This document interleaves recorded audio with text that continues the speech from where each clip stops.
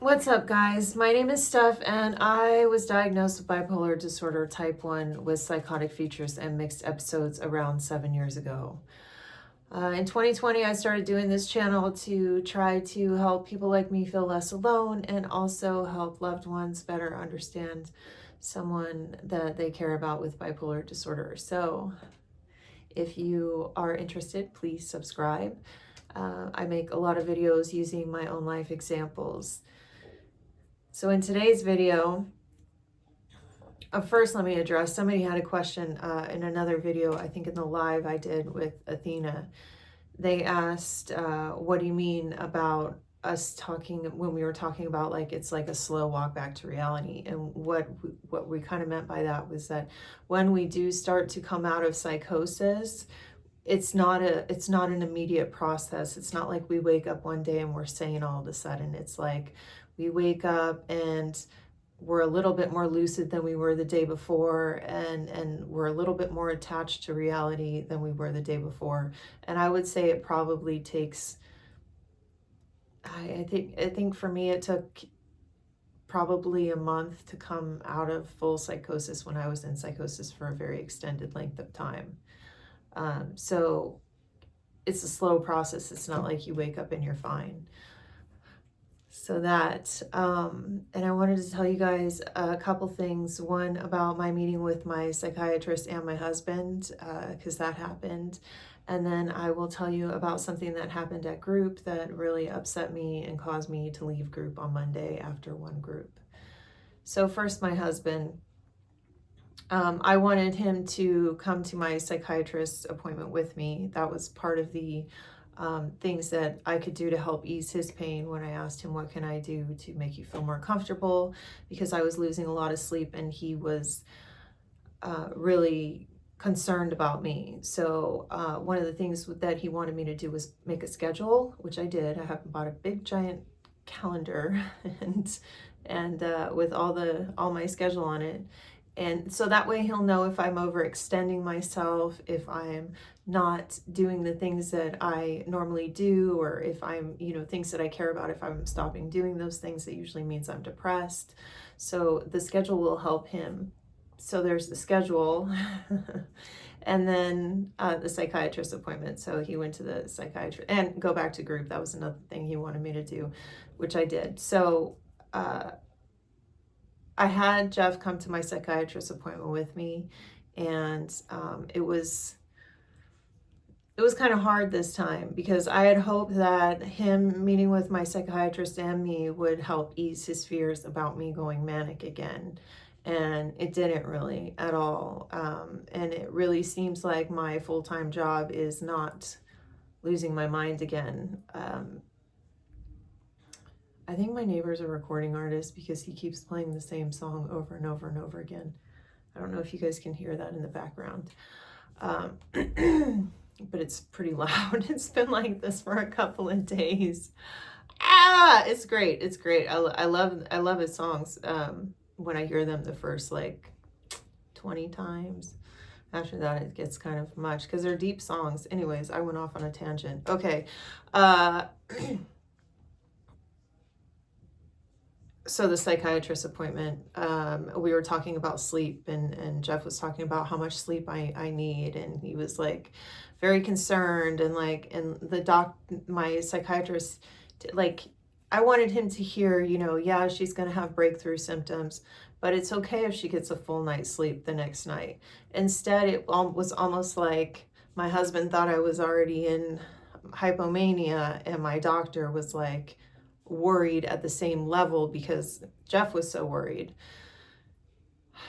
So it was frustrating. The appointment was frustrating, but it was also frustrating because yet again I'm adding another med just to help me with sleep. It's a newer drug called Dayvigo. So I asked my psychiatrist, well, what are the side effects? And she said none, which is BS. There's always side effects.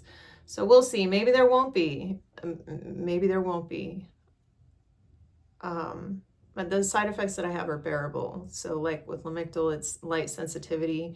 But if I take my pill spread out, it's fine, and I just wear sunglasses. And the other one is with the Geodon, I get really bad indigestion and heartburn. So for that, I have to really quit drinking coffee and eating processed foods, which should be something I should do anyway. So this is called Dayvigo. It's supposed to help me with sleep. It's supposed to give me a full 8 hours of sleep and not make me groggy when I wake up in the morning. So I will let you guys know how that goes. The other thing, you know, I had a really good weekend. I hung out with one of my friends from that I used to live with, that I used to be roommates with.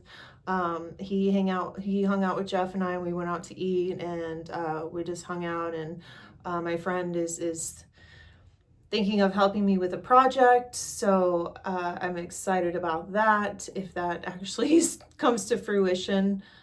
But group on Monday was really hard. It was really hard. I think I was too comfortable going back to group. I've been in group before, and I've been really comfortable in there because I knew everybody, and it was a very supportive environment. But this time I just kind of blasted back into group like it's part of the routine. Like I've been here before, been there, done that, when there's all new people that I haven't built relationships with, that I don't know yet. And I was really, because here goes an announcement. Tiffany did go to rehab, or so she claims. Her phone was never turned off, but she disappeared for 3 days, and I fed her cat, and supposedly she texted me, I'm back at home. I couldn't stay there. The food sucked, and I could only have my phone on Saturdays, and basically she didn't want to get help. So per my psychiatrist, and a couple of you guys, and a couple of people that I've talked to at group, they personally said they had to lose anything and everything before they got help. Again, I don't know if that's the answer, but I know that I can't take dealing with somebody or trying to help somebody who's using right now. I have enough of my own problems. But back to group. I went to group on Monday, and there was a new person there. And the new person was talking about how they had lost their job and how there was a deposition, and they were very angry in their tone. Probably because they lost their job and they felt so unfairly because of their mental health issue, and they had made an attempt, and they were not necessarily wanting to be there, was the vibe that I got. Although she kept saying, this is why I'm here. I'm accepting the help. I want to get help. And I feel like this is something she's just being forced to say or something. I don't know. Maybe she thinks she has to say that. I don't know. But she was talking in the first group how she lost her job and how there was a deposition and how she's taking taking therapy, and that's why she's here. And I didn't say anything, you know. I sat there and listened to her, and I didn't really have too many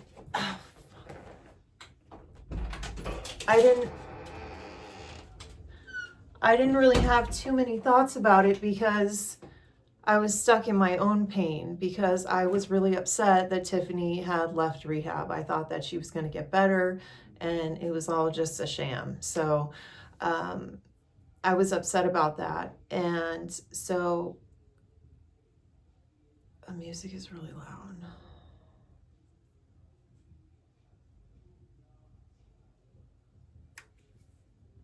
I was upset about Tiffany. If you're interested in learning about that, there's a couple of videos on my channel. I'll put some links below. But that hurt. So that relationship had to end completely, because it's just too much, and it's an endless cycle of me being abused emotionally, and her using over and over again. So and by being emotionally abused, I mean being taken advantage of and stuff like that. So I was upset about that. The new lady came to group. She was talking about losing her job. She brought it up in the second group again. And I was very focused on coloring, because you can sit there and color while you're talking. And I wasn't thinking. You're not supposed to participate in crosstalk, but I was not thinking. I wasn't thinking, and I said, you have to fill out the FMLA paperwork, and then they can't fire you. So I should not have done that. One, I shouldn't have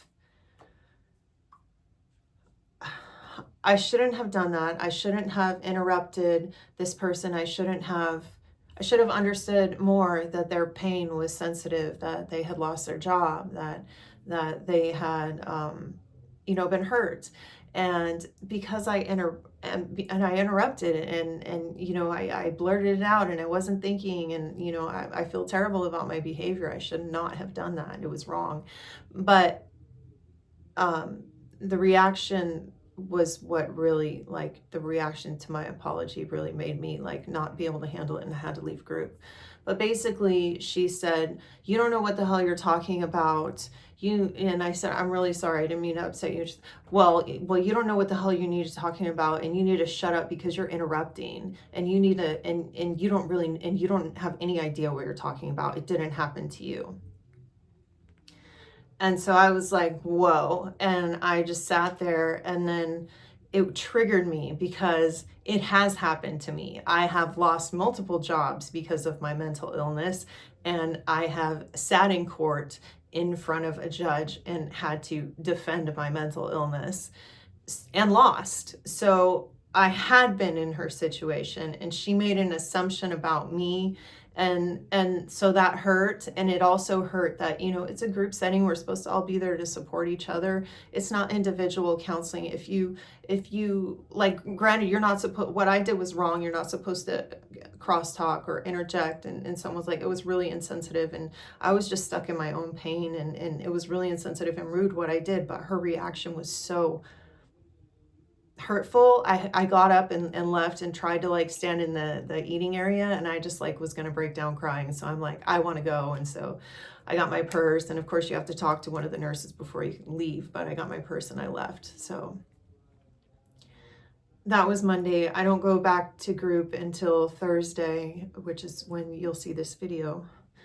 So hopefully Thursday will be better, but that's kind of all that's been going on with me, waiting. And I really, really hurt my back badly. So, yeah, I'm going to lay down on the floor right after this. So thank you so much for watching. I hope you guys are good. Take care. Bye.